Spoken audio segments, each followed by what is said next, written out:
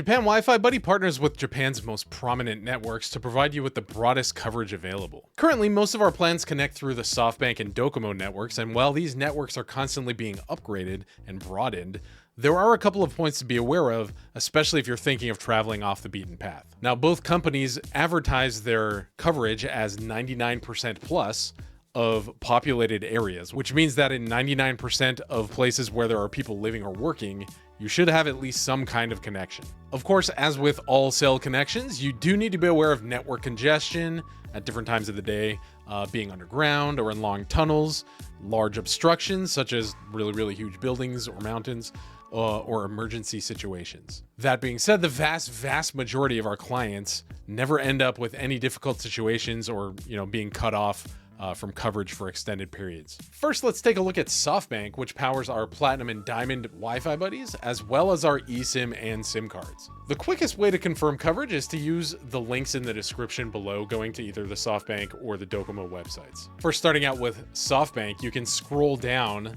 on the service area map page, and that'll show you a map. Since this map is always improving, don't take what you see on this video as set in stone.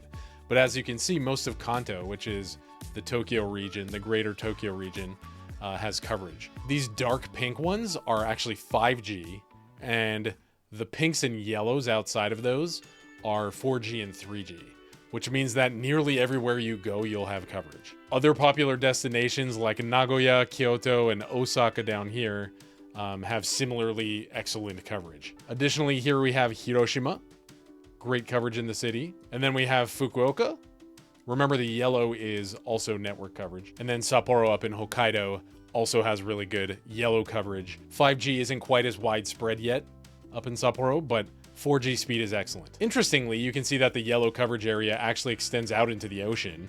So if you're traveling to a nearby island or traveling across a bridge or on a little cruise, you should still have coverage in most areas. Switching over to Docomo, which currently powers our fixed data eSIM plans, such as our popular 15 gigabyte per month eSIM, and also the super fast 5G plans, which we're hoping to start offering soon, we see a similar story with outstanding coverage. There's a reason Docomo and SoftBank are again the top dogs in the country. Click below if you want to confirm Docomo's coverage map in the description too. Starting out, you can choose from your region. We got Tokyo right here, which is usually the main destination for most of our travelers. We want to click on here. 5G is a thing, but it's like a little bit hard to understand the map. So if you click LTE here, you can kind of get a good idea of what kind of coverage will be happening where you're at without seeing all the little dots. And again, same kind of story here. We see coverage even extending out into the ocean. So if you're traveling on a boat, you should still be fine. But all the way out into Chiba, basically coverage everywhere. And you can zoom out, scroll around the country, and see just how thorough their network coverage is. If you're going to be traveling up in the remote mountains or hoping to be hiking extended remote routes, I think Docomo is still our go-to, but SoftBank should still suffice most of the time. Now that you're getting ready to head over here, click over here to watch a video about how important internet security is while you're traveling, or click here to learn about 3 mistakes you need to consider so you don't ruin your trip to Japan. Looking forward to serving you soon.